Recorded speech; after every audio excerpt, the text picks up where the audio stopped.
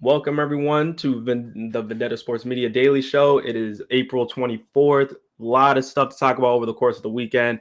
I'm Jermaine Depending along with me again, James. James, how we doing today, I'm pretty good. I'm. It's Monday, man. I got a haircut, so I'm feeling confidence levels up. But I'm glad you good. I'm kind of like all over the place. I've been out all day, so bear with me, please. I feel you. I feel you. I'll bear with you. And I've been there. I've had some days where I'll just repeatedly stutter and stutter. So I'm the Hey, last person to ever make fun of somebody for tripping over the words. work in progress. We're already kind of going off to the rough start, trying to just get everything going. But we're here. We're here Yep. to talk about. Yep. Let's talk about some NBA. So just Hmm. dive right into it. So all right. So let me ask you. So with the Warriors and Kings, did you watch the game? Did you have a chance to take a look at the Yeah. game? Yep. So I want so for those of you who weren't able to watch the game, you probably seen it all over social media at this point now. But Warriors survive a 1 point difference from Sacramento, and so the final sequence was Harrison Barnes taking taking. I would like to believe it's a good shot, but we'll dive into it. But Harrison Barnes missing the potential game winner to go up 3-1. So James, talk to me. I want to hear your opinions about that game you saw last night. Yeah. So to start with Harrison Barnes, I don't hate the last shot, right? Ball's in his hands, he's got to pull that, right? The issue is more of why was Harrison Barnes the person who ended up with the ball in his hands in that position, right? De'Aaron Fox, I get why he didn't take the last shot. They gave him the ball. He didn't get open. You gotta make a pass, so no fault there. But with all the shooters on that team, and Harrison Barnes isn't particularly a terrible shooter, but he is not the guy that you want taking that shot. Whether it be Monk, whether it be Herter or any of those guys, Mitchell, they have a lot of shooters on that team. You don't want Harrison Barnes taking that shot.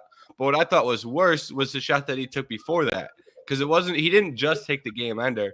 He took, I want to say it was the offensive possession before, or maybe it was two prior, where he took a step back going to his left, absolutely pulled the three with like 18 seconds left on the shot clock, and he had no business taking that shot. So if I'm talking about Harrison's performance, I'm more upset about the first one. No, yeah, I hear you. I booted up the game around maybe a few possessions before the that shot in particular that you're talking about. So my thing is in terms of I'll get to the final shot that he took in a second, and I agree with a lot of points that you made there. So, but that second to last shot that he took, my thought process, because I was trying to think about it from both sides and like from both perspectives, right? So I believe there was like it was already under a minute, so it was already in crunch time, and I believe they had Mm-hmm. maybe 40 or like getting down to like 30 seconds left. But yeah, keep in mind just understanding like how much time was left on the shot clock. They had time for a better shot. I think they wanted to rush up a jumper just so they can try to get that 2-for-1 opportunity. But I Mm-hmm. still to play for the other side for a second, like you still had time to try to get up a quality shot. You didn't have to try to get it up that fast, let alone take a step back contested jumper. Luckily for Sacramento, De'Aaron Fox just rose up over Draymond Green. I believe it was Draymond, and he cuffed it. So that one wasn't all bad. That was like that possession got saved because of De'Aaron.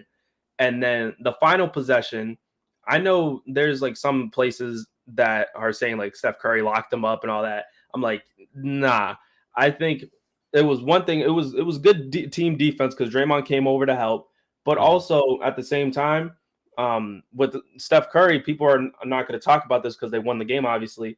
But he called timeout when there was no timeouts left remaining, so they got a technical free throw out of it. So if Harrison Barnes hits that shot, then like that's just a huge momentum swing. Like that's just one of those shots. It's like you just gotta live with. Like if you miss it, all right, because it really doesn't change anything. At least the way I've been looking at the series, I think it goes 7 because both teams are just gonna win all their home games pretty much.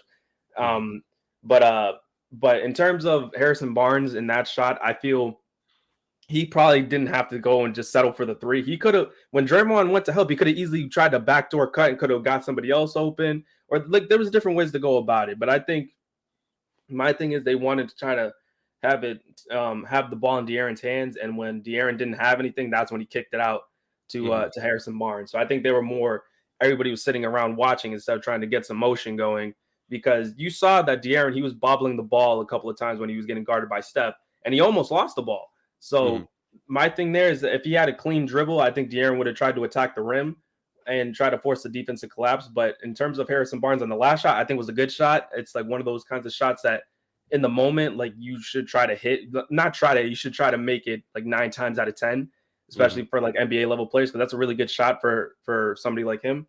But yeah, most definitely, I feel this doesn't change a whole lot for me about the outlook of the series. But yeah, it was an entertaining game. Yeah, it was a great game. And to your point, Curry almost did absolutely below that because they were up 5, I think, at that point. They get the free throw and the ball back. So, and that's when De'Aaron hits the deep 3 to bring it to 1 point. And the Kings had other looks over in the final stretch of that game where, Draymond played some good defense at the rim. I think Looney had some good possessions at the rim. So, like, the Kings had looks, and it didn't really have to come down to that final possession because they didn't really play well down the stretch there. But I do agree with you where this doesn't really change the outlook moving forward. But if the Warriors would have lost that game, they would have been toast pretty much because they're not taking 2 on the road. So I do agree that it doesn't change the outlook from here on out, but it could have got real bad for them if they would have lost down 3-1. But I think you're right. I think I can see this going 7. I think this is probably going to be the closest series. Most of them are 3-1. Some on the verge of going 3-1. Couple teams can fight back 2-2. But this is probably going to end up being the best series here. I still think Golden State can win. They played a lot better the last 2 games at home, but they have to pick it up on the road. If they can't pick it up on the road, they're not gonna, really have a chance to win this series. So if they can get one on the road, they obviously have a chance. If not, Kings could easily walk away with this. Yeah, what is your pick for who you want to win this series and who you believe is going to win this series the same? No, So, go ahead. Because I want to see Sacramento go far, at least Mm-hmm. as far as they can. But that's just me. All right. I like the Warriors. All right. I'm not. I don't want to say I'm a Warriors fan. But Jordan Poole is a dog. I will always root for Jordan Poole. I'm a Michigan fan, and I owe that man my life for the shot he made in the tourney. So I root for Jordan Poole. If Jordan Poole wasn't on that team, I'm not rooting for the Warriors. So in terms of fandom, I do like the Warriors only because of Poole. And Poole had some real bad games in Sacramento. He did not play well in Sacramento. He played all right. I think he had 22 yesterday. So he didn't have a bad game yesterday. But yeah, I'm a Warriors.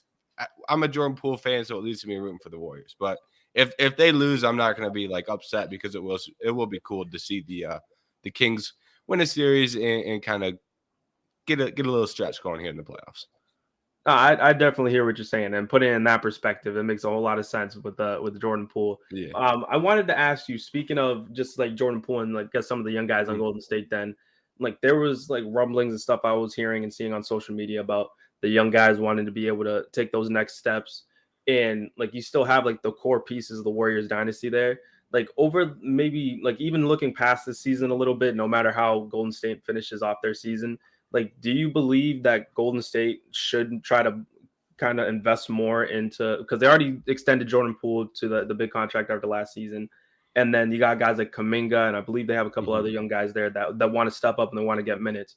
So my question to you is, do you think it should be time, say like the postseason doesn't work out too well for Golden State, is it time for them to start investing more into the young guys and kind of like let that dynasty start spreading out to build a better team around Steph Curry?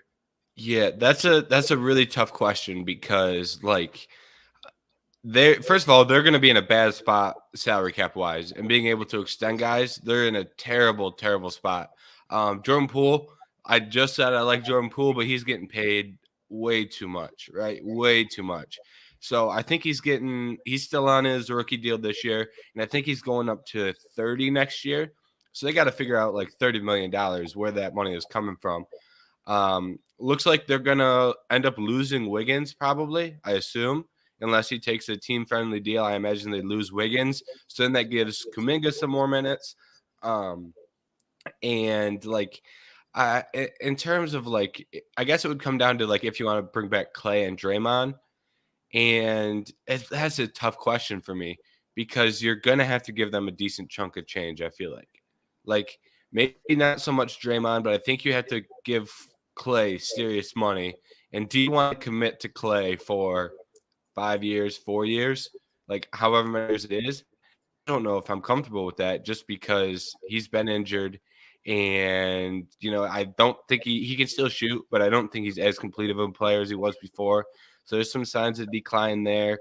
Green is obviously declining very quickly, so I'm not sure that I'd extend him. But to answer your question, I think you need a mix of both. I don't think you can completely just absolutely cling on to the old guys and you can't completely just let them all walk.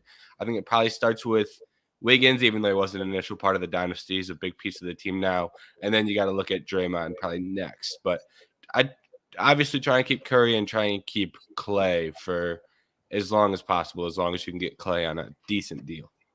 Yeah, that was kind of going to lead into a little bit of like the next question, like because for the most part, you would think that they're probably gonna have to let one of the original big three go. And for me, I feel like the obvious choice would be Draymond, and it seems like because I don't think Draymond's a max player. I don't think even like if Clay didn't get hurt, I would advocate that Clay would have been a max player. But I think at the moment right now, he's just not. I don't know if it's still trying to recover from the Achilles tear and the knee injury because like that those happen so close together during recovery.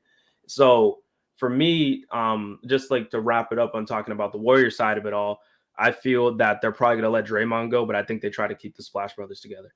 Yeah, and to that point, if any of them is going to take a real team-friendly deal, I feel like it's Draymond.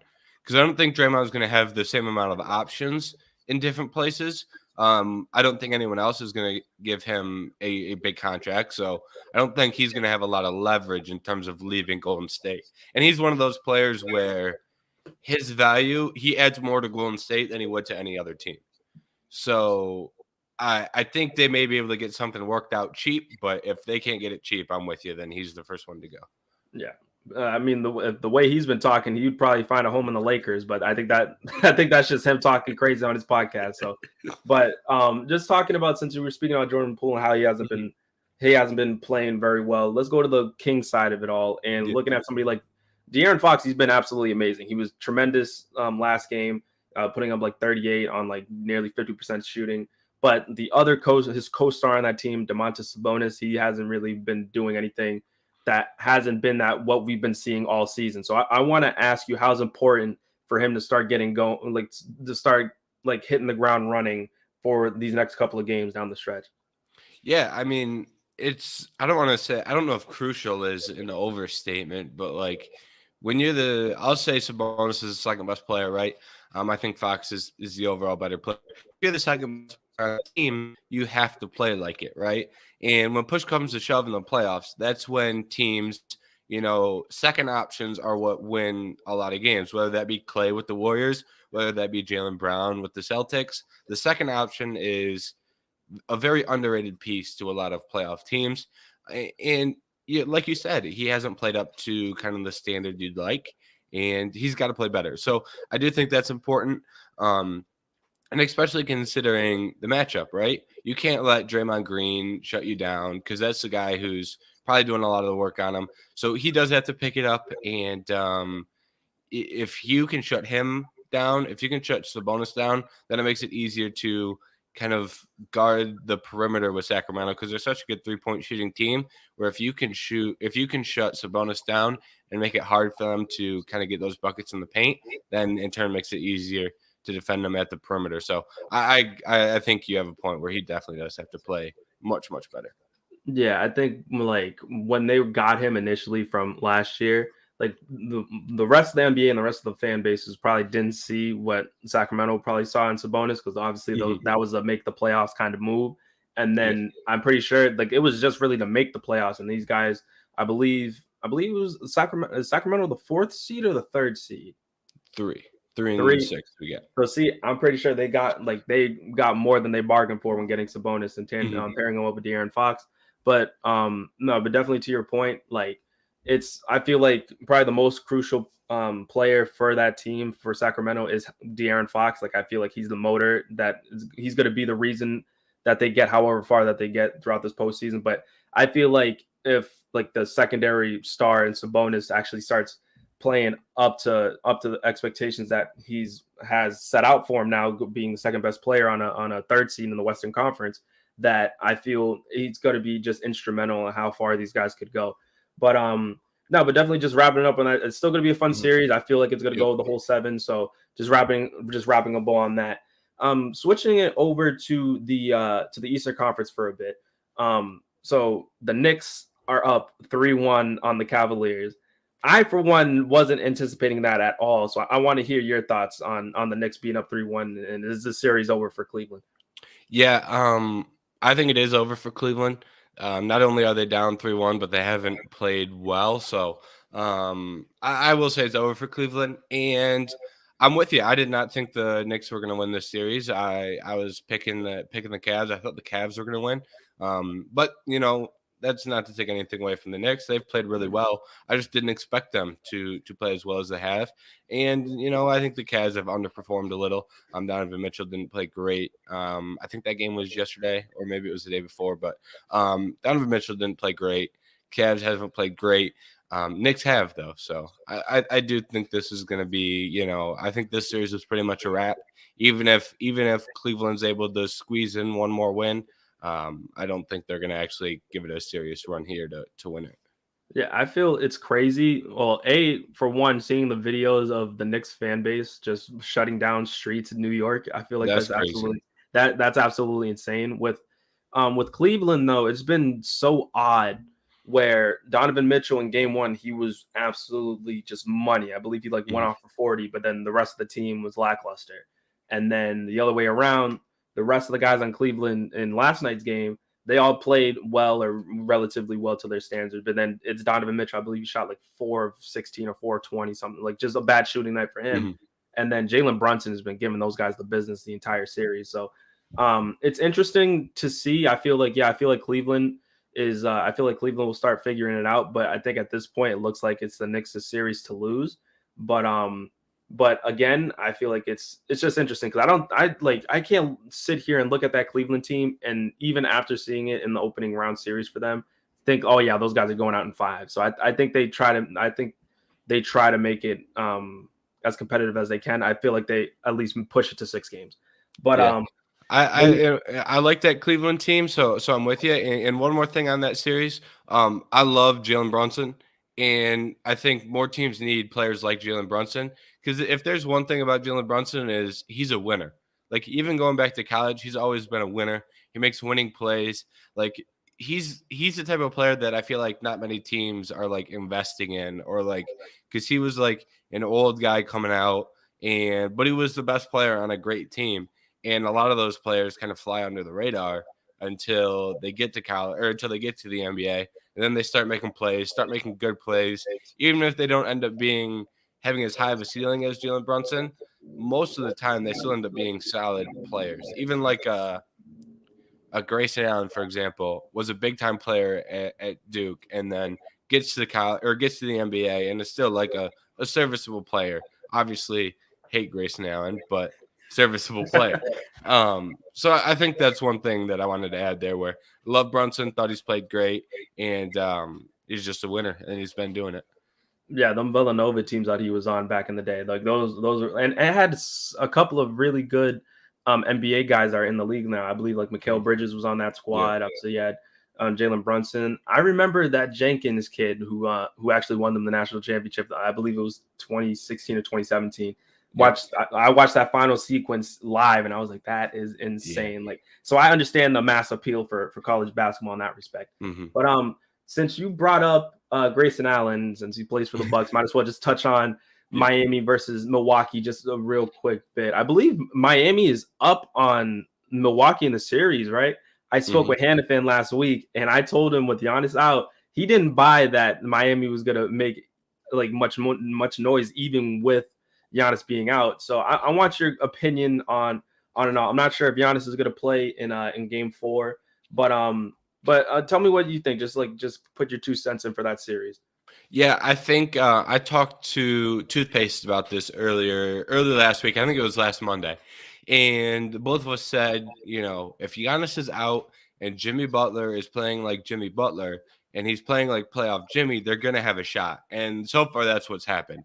And I think as long as those two things are happening, the Miami will have a chance. Now, when Giannis comes back, I think we have a different series. But when Giannis comes back, if he comes back, is he the same player? I think even if he's 90% or 80%, he'll still be the best player on the court. But is that good enough to win them the series?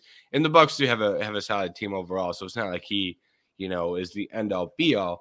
But I do think the Heat are hot, first of all, because there were some stretches in the regular season where they played very, very poorly. And it's just the Heat in the playoffs, and they've gotten hot. And if you're a hot team in the playoffs and Jimmy Butler is playing well, they can win a series. So I think they have a real shot here. They're already up 2-1. And, I guess we'll have to see, if they can obviously win this game, get up 3-1, they're in a much better spot. If it gets to 2-2 and Giannis comes back, then we might be having a different conversation. But if they can keep this little lead they've got, winning, they might have a shot here. Yeah, they lost Tyler Hero, and that was kind of a blow for them. I wanted to ask, because I'm not sure about Giannis's availability, because they have Game 4 going on tonight in a few hours. I wanted to ask, say Giannis doesn't play, is if they go up 3-1, would it be too little, too late if Giannis were to come back for a Game 5? No, if Giannis is healthy, I think they can rattle off 3 in a row. Coming in, the Heat were on sweep watch coming into the series. So there's no reason they can't, I don't want to say reverse sweep them because they've already got one in the books, but, there's no reason they can't rattle off 3 in a row if Giannis comes back and is playing well.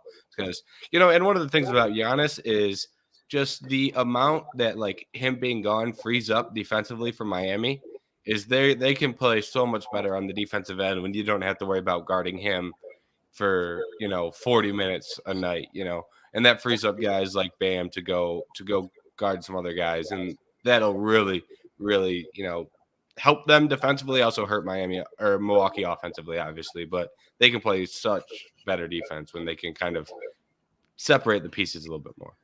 Yeah, it makes a lot of sense.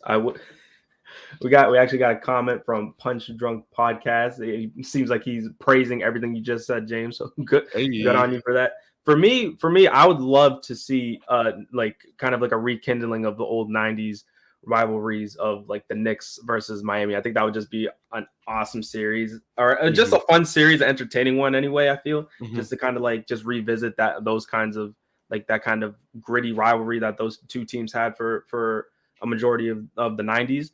But yeah, I agreed with everything you said. I feel like if Jimmy Butler plays like he's one of the best players in the league, then absolutely he gives. I even said this to Hannah fan that he gives Miami a puncher's chance to make some noise in this opening series. So definitely agree with all your points there, and it's gonna be interesting to see how if Giannis's availability is in the question coming in the next few hours. But kind of going back over to the Western Conference, I know I keep bouncing conferences here, but what did you see out of I believe it was game 3 or game 4 for Lakers and Grizzlies, but either way the Lakers stomped out the Grizzlies the last time they played. So give me your thoughts on them. Yeah, I don't remember what game this is either, but so we talked about this, I think Thursday, I think it was. Lakers up 2-1, so that was game 3. But we talked about this Thursday, I think it was, I want to say. But, hey, Dillon Brooks poked the bear. He talked bad about LeBron, and LeBron came out and they stomped him. And Dillon Brooks played like trash, shot, I don't know, 3 for 16 probably. But he played like trash, gets ejected. I really like the Lakers in this series. I've liked the Lakers for a while now. Ja's back and he's playing good basketball again. So I think they do have more of a chance now that he's back. But still, with that being said, Grizzlies did not play well to start that game, and Lakers did. Lakers got hot. I was surprised the Grizzlies were able to make it a close game. I did not think that was going to end up being a close game. I think they lost by 9 or 10, ended up being the final score. But, yeah, LeBron gets hot. You talk to LeBron, you poke the bear, and the Grizzlies got a, reminder not to do that. Yeah, with I believe it was Ja who went off for like I think like 22 like consecutive points for the Grizzlies going down that stretch. Something crazy like that. He just was on fire. But just leading into my next question that kind of speaks on the Grizzlies and just them as a team because we've seen how they were without Ja for the majority or for a good portion of the postseason last year, and even they had a really positive record with him not being on the floor. And then going into and being in this series, seeing a couple of games that they played without him, I wanted to ask you, are like with just the primary discussion for the Grizzlies for the most part, are the Grizzlies a better team when Ja isn't on the court? No, I don't think so. But I think sometimes it can look like it because Tyus Jones can play so well and because they are a deep roster. So I don't think they're a better team without him on the court, but they can play to a very high level without him to the point where it almost looks like it. So I don't think it's necessarily him or like Ja bringing a team down or Ja not being a great player, but more of when he's gone, they still had the capabilities to go out there and put together a really good 48 minutes. And that's because of their depth, some strong roster construction, good defense. So I think they're just a good team overall. So when he's out, they're still able to play to a point where even though you have to ask that question, I think that's like more of a testament to how deep they are as a roster. I like how you close that out and just like that's what makes like the good team like the great teams great. And I Mm-hmm. feel even though I don't believe Memphis this is their year, I feel like it's just like the building blocks that they have.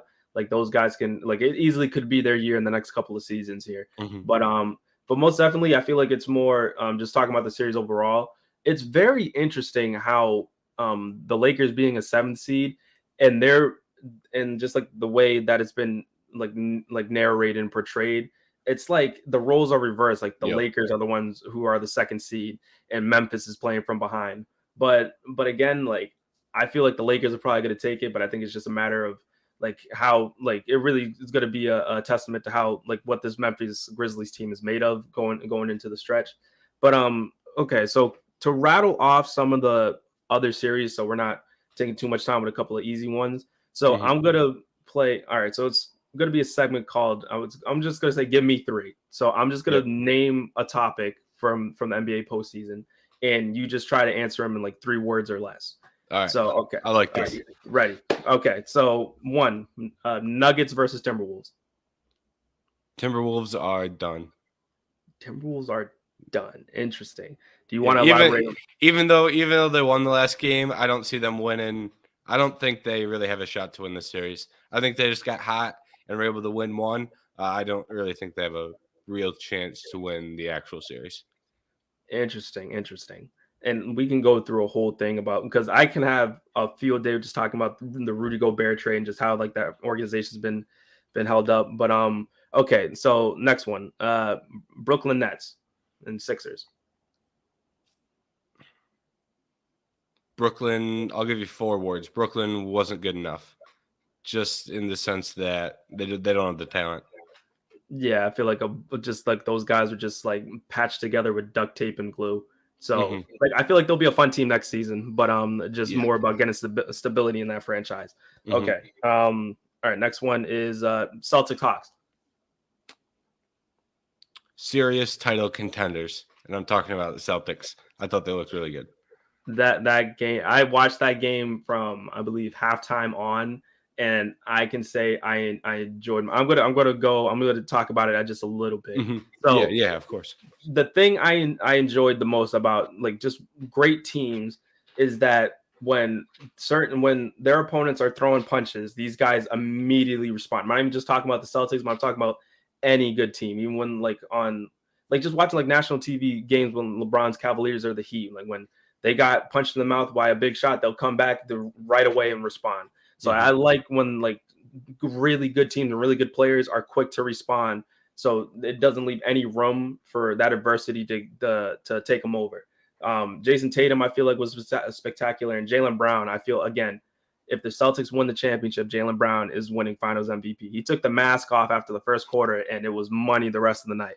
So that's all I got. That's all I got to say about that. So okay, so all right, last one for this little segment here. Joel Embiid. Ooh. Please get healthy. I mean, like, I like it's the type of guy where it's like I struggle with Embiid. I really do. Just because he is one of the best players in the league, but I don't feel like he plays. His teams don't win enough for how good he is as a player. So I hope he's healthy, and I hope they can put together a couple of good games. But I'd like to see him I want to see him elevate. I want to see him elevate to where, like, what Tatum did to get the Celtics to the finals, or what Giannis did to get the Bucks to win the finals. I'd like to see him elevate. And I guess you could say the same for Jokic. But, Jokic, get the Nuggets a little bit further. I'd like to see those guys kind of take a step forward and build on their legacy a little bit more. A little long-winded, but No, absolutely. I feel like it was a really good sentiment. I feel in the case for Joel Embiid, it just sucks that he gets hurt. It seems like it's a normality that he gets hurt around this time in the season, or something happens to whatever team he's on that gives fans a reason for discussion to be like, oh, he can be in a far better place in terms of like the team, in terms of him producing and stuff like that. So hopefully it doesn't become a long narrative. But again, he's getting closer and closer to 30 years old, and then after he starts getting to that wrong side of 30. So I don't know how many more dominant seasons you're gonna have of Joel Embiid. But again, he's proven me wrong before. Even like when I said last season that this was probably like last season was the best shot for him to win MVP, and then he comes out and even has arguably a better season than he did last year. So my thing for Joel Embiid, it just sucks that he keeps getting hurt, or just the team. It's just mainly luck. It's just bad luck for him and the Sixers the last couple of seasons. Even though I haven't bought in them as a serious threat in like the last 4 or 5 years, but that's just me. But okay, and so to that point, he even got injured before his career really even got off the ground. He was injured at the start of it all. So it's not just been like once he gets to a high level, it's been like coming into the league. It's always been an issue for him.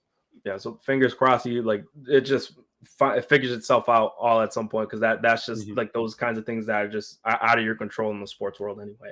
But okay, so wrapping it up there for NBA. I know we wanted to discuss a little bit of boxing. So with Ryan Garcia going down to falling to Tank Davis. So I know you said you watched the fight. I know you're big on the UFC, a far bigger UFC fan of anything. And I might even I know Conor McGregor was giving Ryan Garcia some words of encouragement after the match. So tell me your thoughts on the fight, and then if you want to chime in on Conor. Yeah. So I'm a big UFC fan. I consider myself a UFC expert. I think, not to be a dick, but I consider I think I know a lot about the sport and a lot about the X's and O's. Boxing, not as much, but I think there is some translatable stuff there. But I thought, once they got in there, I really didn't know much about these guys beforehand because, like I said, I'm not a big boxing guy. But once they got in there, I think it was pretty clear that Tank was the better boxer by a pretty wide margin. Ryan really struggled to get things going offensively. Tank, really good defense. He wasn't getting hit with the jab a lot. He got hit with a couple of stiff jabs, but he was able to negate the jab. Was blocking well to the body. Tank, really good defense. And the issue that really came up in that fight itself was that Tank is such a good counter puncher, and the only way that Ryan could get anything going offensively is when he got wild, got dirty, and started to fight more than box. So like when they got in the clinch and when they got in wild exchanges is when he had his most success, because he wasn't good enough to outbox Tank. But when you do that to a counter puncher, you leave yourself open to the counter that Tank landed in the second and the body shot that he landed to end the fight. So a really good fight by Tank, and really impressive body shot there. The amount of force that he was able to land in that short distance, because it really wasn't like a massive body shot, but a really short stick. That was impressive. And I don't really have much to say in terms of the fight itself, but I have some complaints about boxing, and this may be a little biased because I am such an MMA fan, but they just do so much goofy shit that it's just so like, what are we doing? like I was like, oh, Tank is walking out to Chief Keef. That's cool. And then he's walking out with Chief Keef, and I'm like, all right, that now we're getting a little wonky here, but I don't hate it. And then all of a sudden, Chief Keef is like standing in front of the camera, and it's like Tank is walking him out, not the other way around. It's like, all right, what are we doing? This is Tank's moment. Let him walk out. You're supposed to be a background character. Get in the background. That's weird. I don't like how boxing has all these old heads running around and like act like they're fighting. It's like at the press conferences, there's 60 dudes on the stage. Half of them are 60 years old, and they act like they're fighting on Saturday. Like they get into it like they're fighting. I don't get that. So there's a bunch of stuff about boxing that it just drives me crazy. I see these dudes clinch. Guys love to get in the clinch and kind of hold on for like short periods of time. And every time I see that, I just complain. I'll be watching with my friends, and I'm like, now if this were MMA, you could throw an elbow, and I sound like an asshole. But every time. I think boxing is a great sport, though, but they just cannot stop from tripping over their own feet in the sense that, like, they can't promote a big fight unless you get two undefeated guys like Tank and Ryan Garcia. Now you're going to see them throw Ryan Garcia off to the side and, prop up Tank, which is fine because he won. But they never, ever, like, once someone loses, boxing, like, forgets about a guy. So I hope that doesn't happen to Ryan Garcia, and the same could be said if Tank were to lose. But that's one of my biggest issues with boxing is that anytime a dude loses, they're just like, well, this guy, we don't even need him anymore. Toss him to the side. We're promoting big fights. So those are just some complaints I had from boxing. Also, Gervonta Davis didn't call anybody out. It's my last complaint. Dude, just call somebody out. I get that it's cool that you won, but half the people watching have no clue who the next best boxer in your weight class is because no one watches enough boxing to know. And he could have said anybody. He could have said the worst guy in the division, and I would have been like, oh, well, let's book that fight. He called him out, make the fight. So I wish he would have called somebody out. I think that was a good opportunity for him to build a future fight, and he didn't do that. So a little bit of a ramble from me about boxing there. But, overall, good fight from Tank and just filled with boxing antics that kind of take away from his performance, which is unfortunate because that's not really his fault. Well, Justin, I agreed with a lot of your points about the sport of boxing, and just at least in comparison to the UFC, I wanted to ask you, would you in just terms of combat sports, do you feel like it should be an obligation for winners to have to call somebody out? No, but I think they're dumb not to in most circumstances. I think there are times where, like Gervonta Davis, a prime example, where this is going to be the biggest boxing card of the year. Now people are talking about that fight. Like everyone's looking in the rearview mirror and looking back at that fight, which is fine because he had a great performance, but no one's looking forward to what he's doing next. Like people are talking about, oh, we should fight this guy or this guy or this guy. People are talking about Haney. People are talking about Stevenson, and no one's really zoned in on who his next guy will be. And in boxing, there's so much trash that goes on in the negotiations where they're almost negotiating not to fight rather than fight. Like even in this, there was a big story about the rehydration clause and everything. And there's so much crap that goes on in the actual contract and negotiations where when you can call someone out, you can then put all the pressure on them to sign the contract. You get all of them saying, he's out, accept the fight. So it almost works in your favor in negotiations, at least for boxing. Not as big in the UFC, but at least in boxing, you can kind of play that to your hand in negotiations. So I do think it's smart, but I do think there are some situations where there's no reason to. If you look at Izzy's last fight was an example of a massive UFC fight, and she didn't call anyone out. And I don't really hate that just because that division doesn't really have a clear contender. There's two dudes fighting in July. The winner's probably going to fight Izzy. So let them figure that out. Let them figure out who's next, and then they can call out Izzy. So I do think there are some circumstances where you don't really need to call out, but I do think more often than not, it's helpful kind of to answer your question. If the fight is right, then you call somebody out. Yep. That's a good way to put it short and sweet. Okay. I wanted to ask you because I feel like this could connect back to your expertise in UFC with the body shot that knocked Ryan down. What was it about that specific area and that body shot in particular that just pretty much put Ryan out for the count? Yeah, that's a great question, and a lot of people that because I feel like I know when there's a lot of casual, and I don't want to say casual as a demeaning term, but I can tell when there's a lot of people who don't watch boxing or don't watch combat sports watching a sporting event just by who talks to me about it. So like I had a dude text me that I hadn't talked to in a while, and was like, "Hey, there's this fight going on. You like fights?" And I'm like, "Yeah, I like fights." So it's like when people reach out to me who I know don't know anything about combat sports, they when they ask me about it, I know it's a big fight. So this was one of those examples, and I feel like a lot of people. So great question because a lot of people may not know, but basically just gets them right in the liver, right? And a lot of force right on the liver.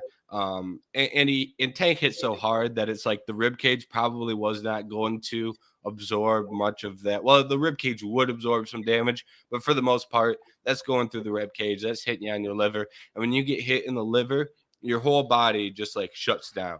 And most of the times it's not immediate. Sometimes it is. Kind of depends a little bit on the person, but most times it's not immediate. That's why he was able to stand for a few seconds, and then he was like, "Oh, I need to take a knee," because it's like your whole body just shuts down and just kind of, ooh, like that, like ah. And so he takes a knee. The only criticism I think you could have of Ryan is some people were saying he should have stood up and then took another knee, could try and buy himself some more time. But he probably didn't have much. It was the chances of him recovering from that were slim, and it's a little anticlimactic because I know everyone loves a nice head shot knockout, especially in boxing. It's just a little anticlimactic, but it was about as perfect of a body shot as you can put together. Gotcha. Because I know like that was kind of like the talk of the weekend for my group. They were talking up that fight like crazy, and Mm-hmm. just seeing like at first like you wouldn't think much of it if you watched it in real time, but watching it in the replay, you can see like the amount of force, Yeah. and like I just thought I'm like, wow, he tagged him right there. So people were trying to say like some people were trying to say that the fight was rigged. Or not even Oh. rigged, but like there was like some foul play and like it was fixed, I should say. Mm-hmm. But just seeing the closing engagement right there, yeah, I feel like he probably made the conscious decision not to get back up and risk already realizing that he's hurt. Probably, yeah, catch a quick 1-2 combo to the side of the head. So Mm-hmm. so I mean, hey, like, and this is coming from somebody like, if anything, I would be more inclined to watch a UFC fight than to watch boxing anyway. But no, but definitely can really do like the insight there. Just to like just ask you a quick UFC question, like Yeah. who's your favorite fighter of all time? And if you can't give me that, like what's your favorite fight that you've ever gotten the chance to watch? So I'll go favorite fighter of all time. Max Holloway is by far my favorite. Took the trip down to Kansas City to see him actually a couple weekends ago. So we took the drive, saw him fight Arnold Allen. So big Max Holloway fan. Just like for non like combat sports fans, he's one of the most exciting guys out there in my opinion. Um, Used to be a champ, not the champ anymore. Had a couple tough fights against the guy who ended up becoming the champ. Great fighter, Alexander Volkanovski. But Max Holloway is someone who gets in entertaining fights, and he's a cool guy. So if you can do those two things, I'm going to be a fan. And Max Holloway has a catalog of things where he has done a bunch of crazy stuff in the octagon. Has the record for most strikes landed. Has the record for most strikes absorbed. So if that doesn't say fun fight, I don't know what does. There's like compilations on YouTube of like Max Holloway doing like crazy, like in terms of like badass moments where there's one fight where he beats the dude up for a couple rounds and then he starts teaching him how to block, where it's like he's throwing punches real slow and he's like, gotta put your hands up. Or there's like moments where he'll like point at the octagon and be like, let's go, let's go. And he'll just throw from the hip for 10, 15 seconds. So he's my favorite fighter. I actually talked to Garrett too, who's one of the other big MMA guys too. And he said he's favorite fighter. So Max Holloway, loved that Vendetta, it sounds like. Gotcha. You got a favorite fight for me? Favorite fight? Ooh, favorite fight is tough. Um, Even if it's like recent or maybe like the like most yeah. entertaining one you've watched I'll like recently. go. I'll go. Ooh, Chandler Gaethje is a good. Michael Chandler, Justin Gaethje is a good one. 3 rounds of nonstop craziness. That's a good one. Some personal favorites. I really like Kevin Lee versus Gregor Gillespie, just because that's not really an exciting fight, But Kevin Lee went to GV. I go to GV, and he knocked the dude out with a head kick. So that's a pretty good one. There's probably a couple that I'm absolutely missing that I'm going to think about in 10 minutes and be like, oh, crap, why didn't I say that? But I've got a lot of fun fights. I love John Jones's guillotine over Lyoto Machida, where he's got it locked up and then his body just drops. So those are some of my favorite like finishes and fights in that. For me, again, I'm like more on the casual side. Yeah, let's hear it. But I am a sucker for a nice flying knee. So Jorge Masvidal versus Askren. That's my favorite fight. I would say for a favorite for me, I like when I first started watching when I was a lot younger, I really liked Chuck Liddell and obviously Spider Silva.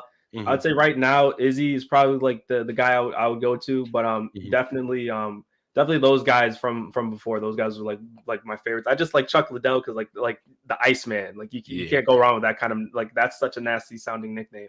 And shout out Chuck Liddell. He helped get me into the sport. So big shout out to Chuck Liddell. I love that guy. He was so recognizable because he had the goatee and then he had the hawk going and all that. So but yeah, definitely Silva, because it's just how he went about fighting. Like just he would drop his hands and just like, oh, come on, you gotta hit me. You know that whole thing. But that's just me. I just like the guys who are there to entertain. I love it. Yeah. But yeah, so just to kind of as for a closing segment, we'll talk maybe a little bit of baseball, just like one topic.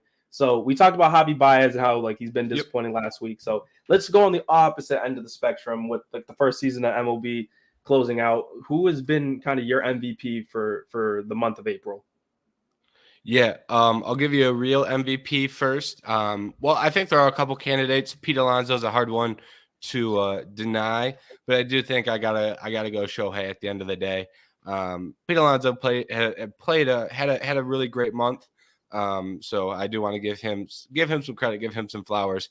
But I do have to lean Shohei, and that's kind of, if Shohei has a good month, it's hard to give it to anyone else. So, but I do want to say, Erod absolutely won me my matchup in fantasy baseball last week. Had 27 points and 32 points in his 2 games. So also shout out Erod for getting me a win in the fantasy baseball league. I kind of have to just like speak on, like, I'm 0-3 now, right? So I'm probably like, I've been really contemplating like, damn, I'm already like, I was 0-1, it's like 0-2 and now 0-3. Damn, I should probably write an article about this. But then I'm like, I'm just gonna have like the floor here just to like kind of speak my mind a little bit. Go for it.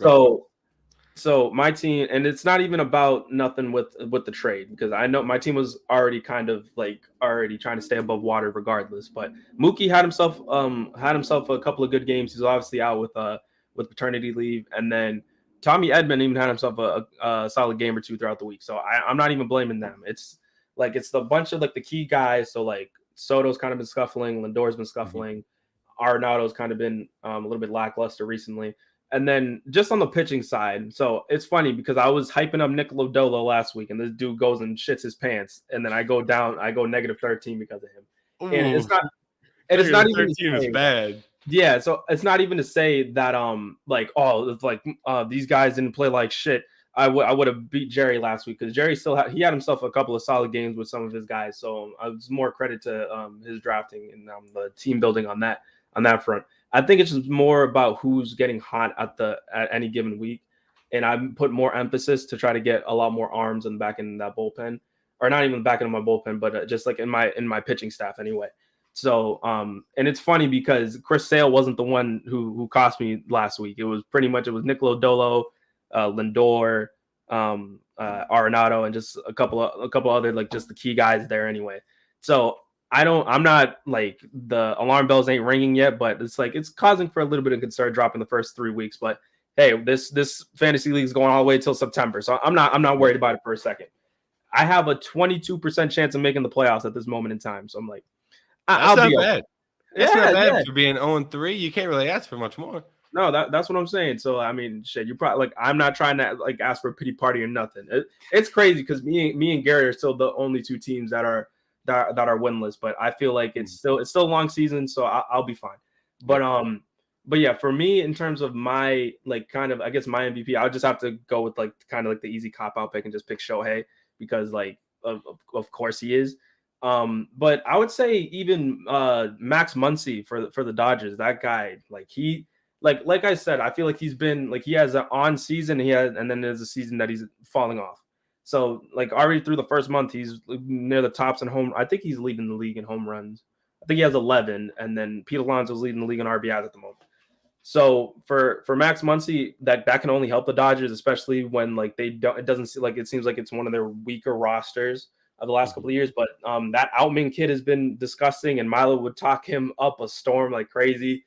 I believe they have that Amaya kid. Like a lot of the young guys have kind of been stepping up for them recently.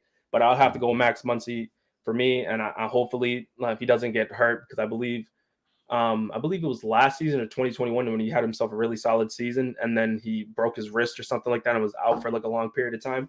So prayers that doesn't happen and he can help the Dodgers get back to where they want to be, and it also adds help for Mookie Betts, so it can help me in that fantasy aspect of it all. But no, that's just me though. Yeah, and to your point, it really solid bounce back year for Muncy, because last year did not play great. Last year it got so bad. I remember last year there was the video of him having the strike right down the middle, and then him complaining balls and strikes, and that I remember that video like got past like baseball and like baseball fans on Twitter, instead of getting to like more mainstream media and more like a broader fan base. And I was like, oh man, once he's having himself a bad year, and he was like getting poured on for that too. So like not only was he was getting, it's bad when you're getting made fun of on Twitter. When you're getting made fun of on Twitter and you're in the middle of an all-time bad stretch, it's like when Paul George was throwing up bricks in the bubble. And every open Twitter afterwards it'd be Paul George in clutch time, and it's him bouncing it off the backboard. So, credit to him for bouncing back though. So shout out to Max Muncy.